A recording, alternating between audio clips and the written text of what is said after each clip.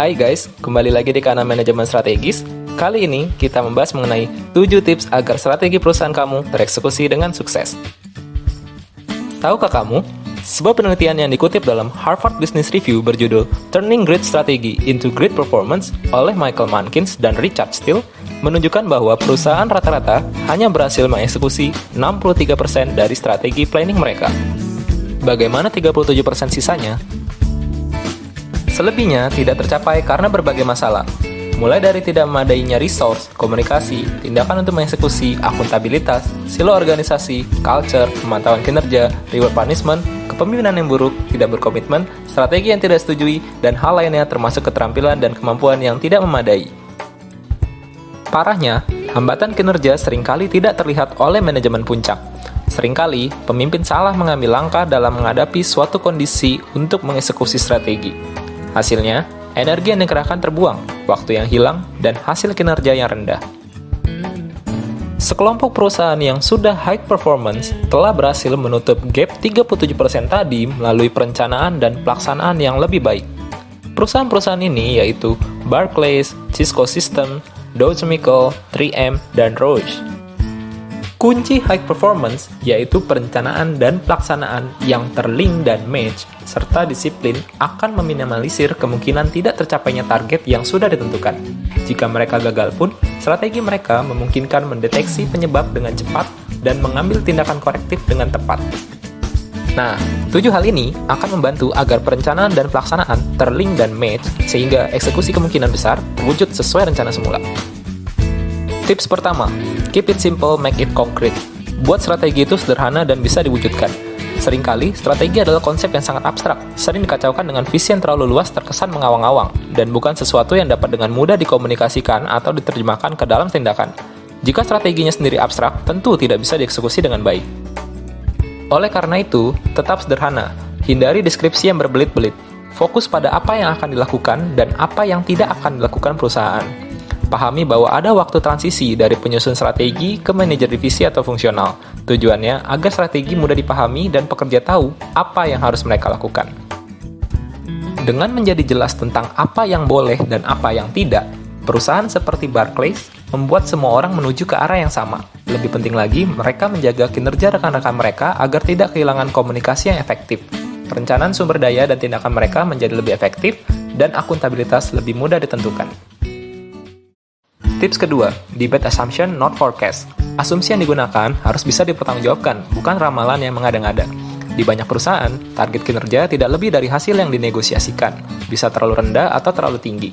Jika terlalu rendah, pegawai tidak bekerja optimal. Jika terlalu tinggi, juga tidak baik, karena pegawai menjadi tidak termotivasi dan frustasi.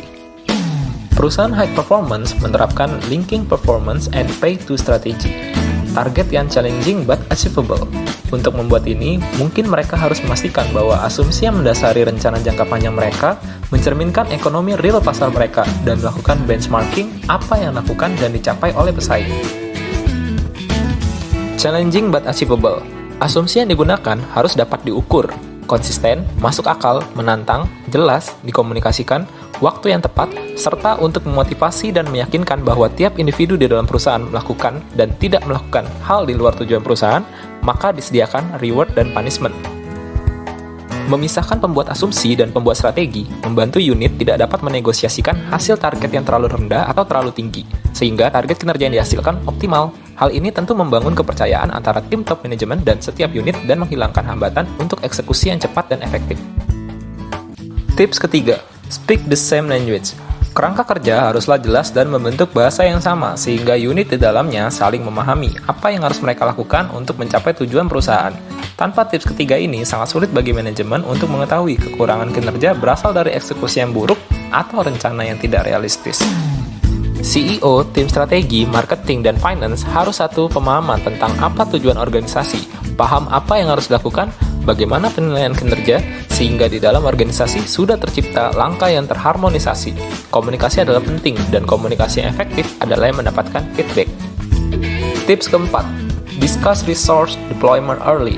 Libatkan semua pihak dalam mendiskusikan penyebaran sumber daya lebih awal, agar punya gambaran apa, berapa, dan di mana resource yang dimiliki perusahaan, agar bisa mengalokasikannya dengan tepat, sehingga eksekusinya nanti sesuai dengan rencana.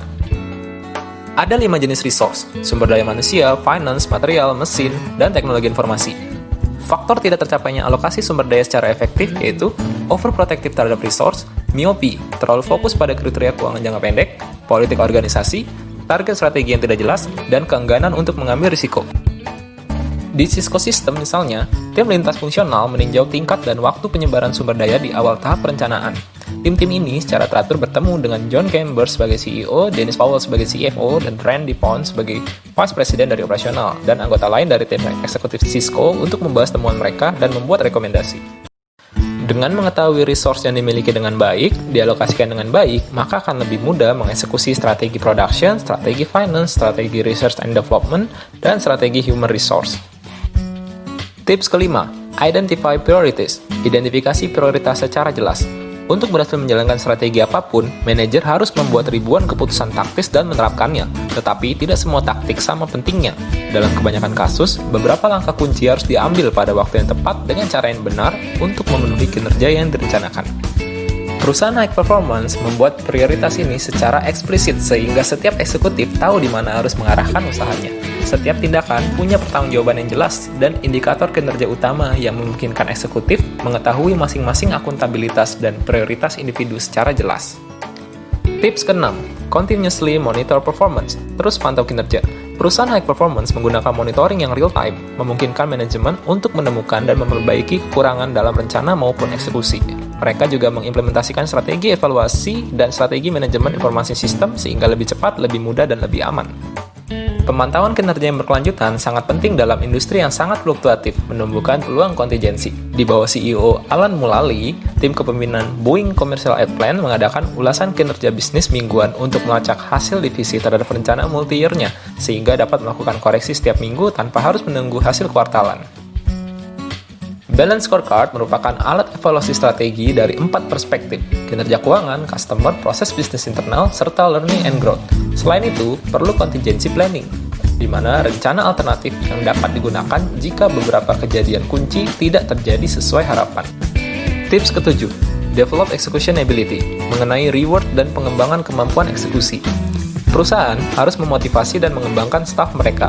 Pada akhirnya, tidak ada proses yang bisa lebih baik daripada orang yang harus membuatnya bekerja. Pemilihan dan pengembangan manajemen merupakan unsur penting dalam kesuksesan perusahaan. Sementara, meningkatkan kemampuan tenaga kerja perusahaan bukanlah tugas yang mudah, seringkali membutuhkan waktu bertahun-tahun. Begitu dibangun, dapat mendorong perencanaan dan pelaksanaan yang unggul selama beberapa dekade. Tim eksekutif puncak Barclays bertanggung jawab atas semua perekrutan.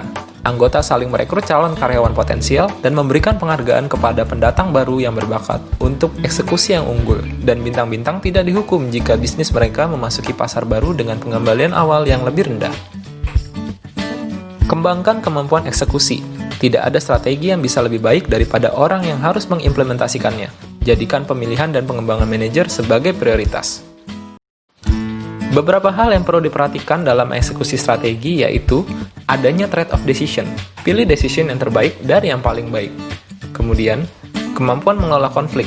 Umumnya, keputusan yang dibuat tidak bisa menyenangkan semua pihak sehingga akan ada konflik yang terjadi dan ini harus dikelola dengan baik.